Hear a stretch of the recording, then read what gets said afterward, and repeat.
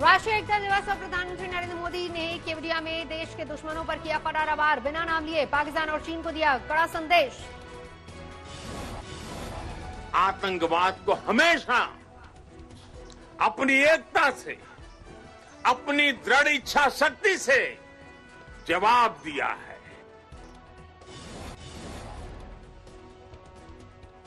प्रधानमंत्री नरेंद्र मोदी ने पाकिस्तान के मंत्री फवाद चौधरी के बयान का किया जिक्र, कहा आज कुछ लोग आतंकवाद के समर्थन में खुलकर सामने आ गए, ये वैश्विक चिंता है।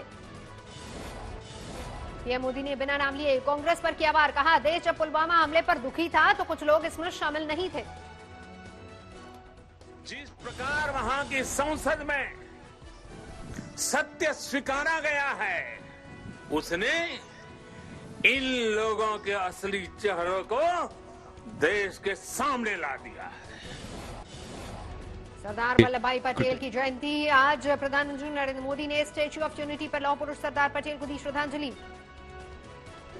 पीएम मोदी ने सरदार पटेल की प्रतिमा पर जलाभिषेक के बाद अर्पित किए पुष्प। विश्व की सबसे ऊंची सरदार पटेल की प्रतिमा पर हेलीकॉप्टर से की गई पुष्प वर्षा। केवड़िया में आयोजित राष्ट्रीय एकता परेड में शामिल हुए पीएम मोदी, परेड की ली सलामी।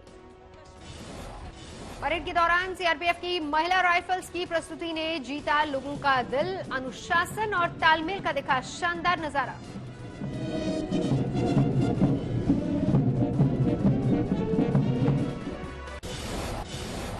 जवानों की परेड में दिखा जलवा, प्रधानमंत्री को अपने अंदाज में किया सैल्यूट। वायुसेना ने पायलटों ने भी दिखाए अपने कर्तव्य, आसमान में जगुआर का दिखा गर्जन। पीएम मोदी ने भारत माता की जय और सरदार पटेल अमर रहे का नारा लगवाया। पीएम मोदी ने महर्षि वाल्मीकि जयंती का जिक्र किया, कहा राम नाम और उनके संस्कार आज अगर देश को जोड़ रहे हैं तो इसका श्रेय महर्षि वाल्मीकि को ही जाता है। केवड़िया में देश की पहली सीप्लेन सेवा की आज हुई शुरुआत, पीएम मोदी ने किया उद्घाटन। अब साबरमती से केवड़िया जाने में लगेगा सिर्फ आधा घंटा। दिल्ली में गृहमंत्री अमित शाह ने सरदार पटेल को दी श्रद्धांजलि। इस मौके पर गृहमंत्री ने देश की आंतरिक सुरक्षा की जिम्मेदारी कुशलता से निभाने की ली शपथ।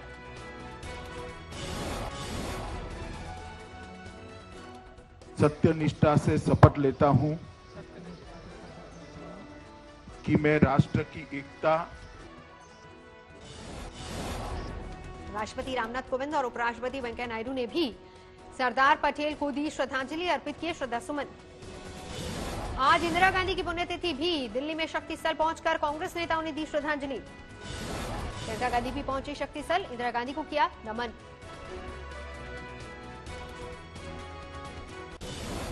टर्की और ग्रीस की सीमा पर भयंकर भूकंप, 7 मापी गई तीव्रता, 14 लोगों की मौत। टर्की और ग्रीस की सीमा पर था भूकंप का केंद्र, इज़मिर में कई इमारतें जमींदोज। भूकंप से उठी सुनामी की लहरें, ग्रीस के समुद्री तट पर काफी अंदर घुसा पानी। शहर के अंदर समंदर की लहरों में तैरती दिखी गाड़ियां, कई घरों का सामान बर्बाद। भूकंप से कई लोगों के मरने की आशंका, 120 से ज्यादा लोग घायल। टर्की के इज़मिर शहर में सबसे ज्यादा तबाही, कई इमारतें पूरी तरह से जमींदोज, कई लोगों के फंसे होने की आशंका। मलबे से निकाले गए कई जिंदा लोग, राहत टीमें और लोगों को बचाने की कोशिश में जुटी। रात भर चला रहा कार्य, मलबा हटाने में लगेगा वक्त, दर्जनों राहत टीमें लगातार काम में जुटी। सीसीटीवी में कैद भूकंप के वक्त की डराने वाली तस्वीरें, दुकान में सामान गिरता दिखा। ड्रोन तस्वीरों से भी दिखा तबाही का भयावह मंजर, दूर तक दिखा गिरी इमारतों का मलबा। हिंदुस्तान में दिख रहा है फ्रांस का गुस्सा, देश के कई शहरों में इमैनुअल मैक्रों के खिलाफ विरोध प्रदर्शन। भोपाल में जुम्मे की नमाज के बाद फ्रांस के राष्ट्रपति के खिलाफ प्रदर्शन, कांग्रेस के विधायक ने की अगुवाई। भोपाल में फ्रांस के राष्ट्रपति के खिलाफ प्रदर्शन पर भड़की बीजेपी, साध्वी प्रज्ञा ठाकुर ने प्रदर्शनकारियों को बताया विधर्मी। फैलाने वाले ये विधर्मी हैं और भारत में भी, भोपाल में भी इन विधर्मियों की कमी नहीं है।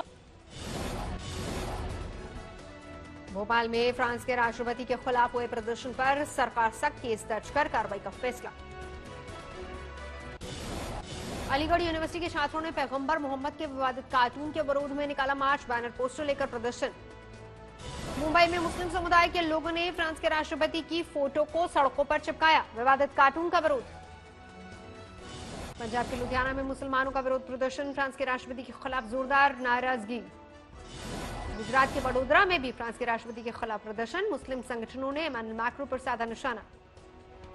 देवबंद में भी फ्रांस के खिलाफ प्रदर्शन, फ्रांस के राष्ट्रपति के बयान का विरोध।